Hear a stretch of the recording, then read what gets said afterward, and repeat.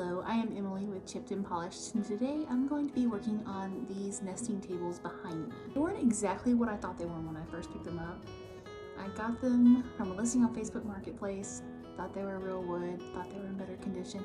It turns out they're MDF, they've got bubbling all over the tops. So I'm going to work on evening that out, fixing it, and giving it a whole new surface, and then a whole new look. Also going to be challenging myself to finish them within 24 hours because I usually take a little too long with my projects. So I'm trying to kind of challenge myself to be faster, teach you to do the same along with me. Do you think 24 hours is enough time? Stay tuned till the end to find out. We'll also do a minute-by-minute breakdown of how long each task takes. Also, if you have any tips for flipping furniture fast, go ahead and leave them in the comments below. Then we can all make a community and help each other.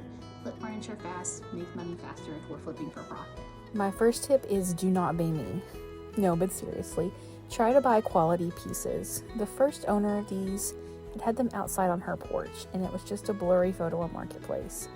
So don't be me, ask for more photos, ask for additional details on it to find out more about the condition. I did think this drawer was a cute little detail though. Tip number 2, try to keep things organized. In my workshop, I have my supplies set up in categories, so much for repair, so much for prep, so much for tools, paint, brushes, etc. That way everything's organized, I know where it is, so I'm not having to search for it every time I need something.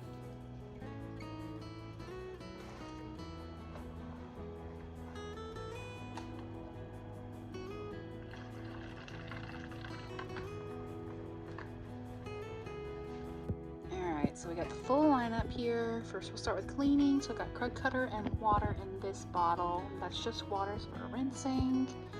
Then got sanding, 80 grit sandpaper. Going to use this one so I don't have to switch when I need to do a corner. I can just go. Also in line with that, got my respirator mask, eye protection, ear protection, all PPE equipment so I'm protected and I don't have to hunt for that stuff.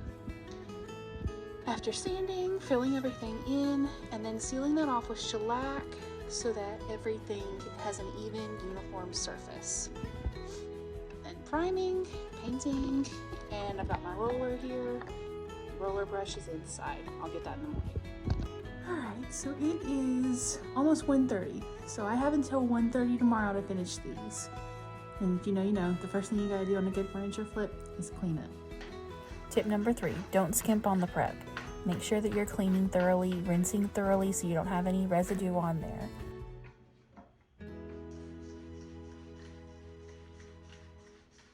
I forgot to start the timer, but based on how long the video was, that took 9 minutes to clean. Here I'm using 80 grit sandpaper to smooth down the tops of these tables and scuff sand the legs. And I wish that I had used my orbital on the tops because that would have been a lot faster. So this next tip, use the right tool for the job. And if you're ever not sure what that tool is, what that technique might be, ask someone. Asking is how we learn, and we all start somewhere. I had somehow forgotten to clean the underside of a couple of these tables, so next tip, be thorough.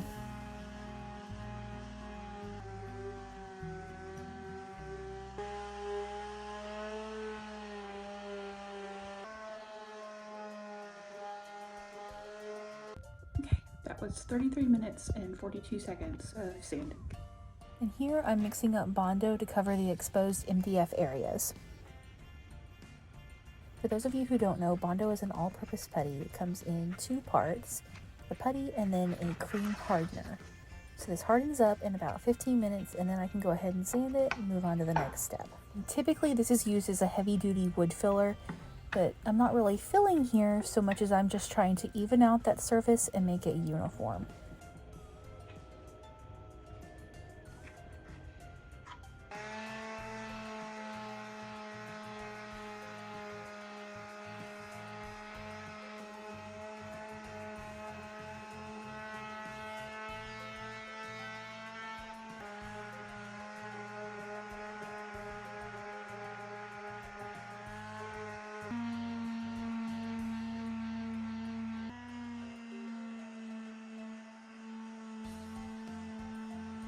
That was 25 minutes and 25.62 seconds. Just sanding, which took forever. Now I see that there is a drawer right there.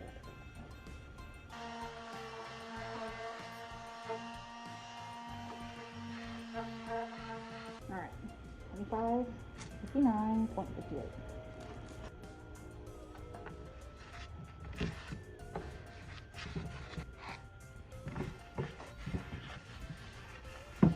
After sanding, I had a few more areas that needed something that wasn't quite as heavy duty as the Bondo, so I grabbed plastic wood, all wood putty, and it wouldn't come out of the nozzle, so I had to cut a corner in there.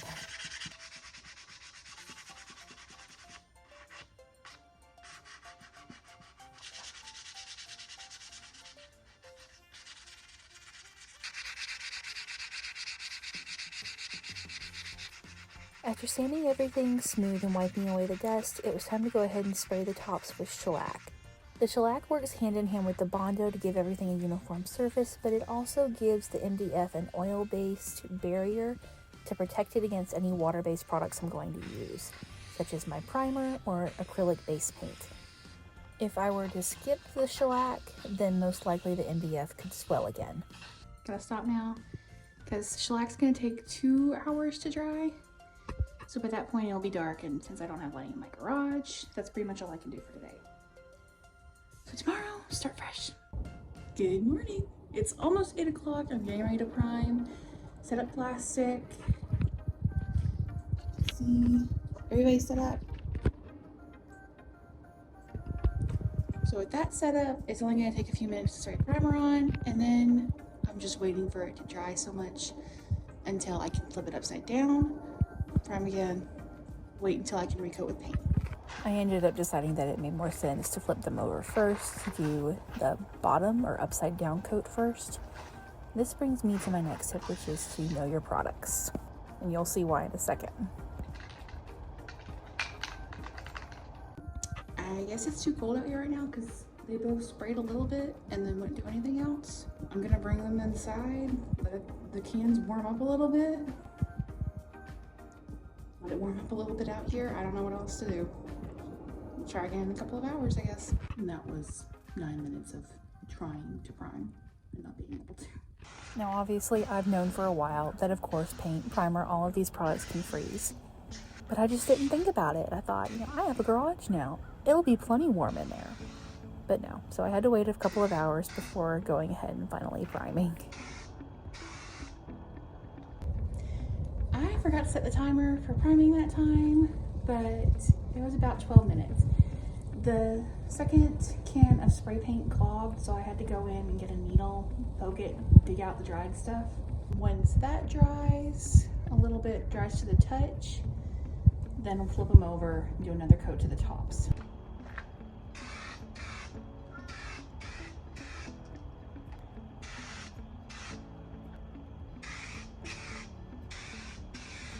I have an hour and a half left on this self-imposed deadline, so now I'm going to sand these so they're smooth and then start painting.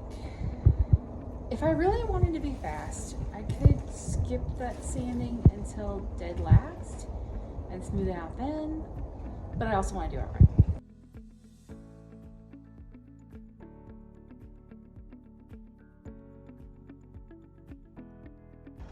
Okay, I grabbed 150 grit because I want to smooth it out and I don't want to take too much away, but I also know that there were some areas where I got too much in one spot or it ran, so I want to take care of those too.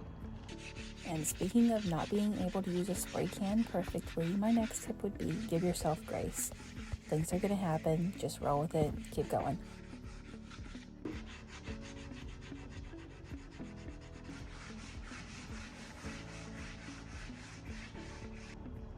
And as always, primer shows the million little details and cracks and nicks that need wood filler but didn't get any. And you keyboard warriors, don't yell at me for not using gloves. I promise I'll wash my hands.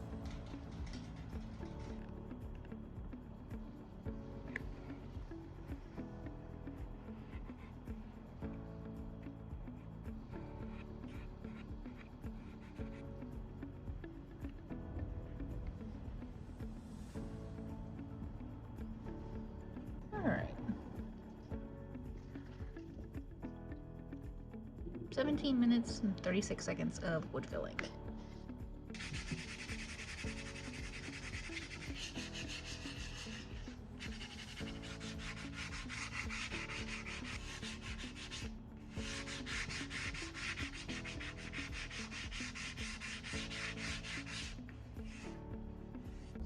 Had a little bit of a malfunction that I had to fix there halfway through, but that was 9 minutes and 15 seconds of sanding the wood filled spots.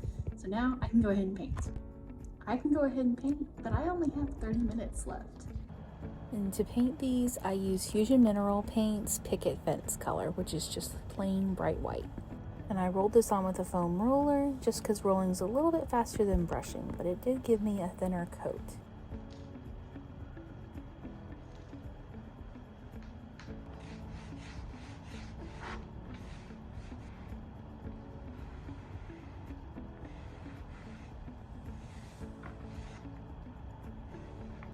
Alright, it is 1:22. Yesterday I started at 1:30, so we're pretty much at the 24-hour mark. I'm still got another coat of paint, sealing, and a paint drawer, and somewhere in there I need to sand again so everything's smooth before sealing. So I think as far as the challenge, this would be where I am in defeat. Still gonna keep going. I still think that I will finish today, which is really good news. Maybe we'll make it like a 30-hour challenge now. Another tip is to know your drying and recoat times. We have the instructions and these times on the backs of our products. We need to be following them for the best result. 33 minutes, 59 seconds of painting this third coat. I'm going to go ahead and sand the tops because they look a little textured instead of smooth. So not really my preference. Because it was so textured, it was actually a little bit hard to sand smooth. So I ended up spraying water on there first and wet sanding. That was an hour and 4 minutes and 20 seconds of wet sanding and painting. It is 4:40 now, so that means I've got just under 3 hours to finish. I didn't want to have anything be just plain white, so I decided to use this Natural Wonders transfer from Redesign with Prima. And it took a few minutes to cut those out while the last coat of paint was drying. Once everything was dry, it was time to go ahead and seal, and I used Minwax's polyacrylic in the satin sheen. And here I'm just planning out the transfers, having fun playing around with layering them in different areas. When you're applying a transfer, it's important to make sure that you burnish or rub it on really well. So I like to start at the edges and then work my way into the interior of it. The edges are probably the area that is going to be the easiest to mess up, which is a good reason to start there and work your way into the middle. After the plastic sheet comes all the way off, it's important to go ahead and burnish again with a soft cloth. If you're layering them, burnish with the cloth in between these layers. One final additional detail that I thought would be really cute was this drawer liner. I thought that it went perfectly with the transfers. And I would love to know, do you enjoy using drawer liners on your own furniture? I think it adds a fun pop of color and personality while protecting the drawer.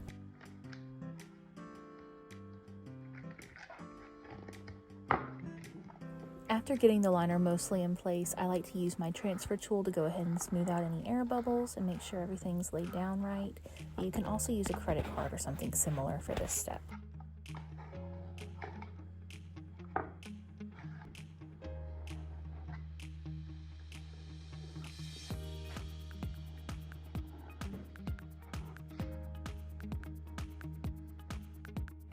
And here's one more look at the before. Technically I didn't meet the challenge since it took me 2 days, but I did finish in under 8 hours, which is really great. I definitely plan to try a challenge like this again, and I already have a piece in mind.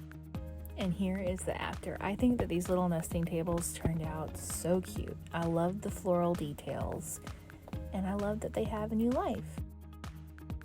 If you haven't done so already, please go ahead and comment below and let me know what you think of this makeover.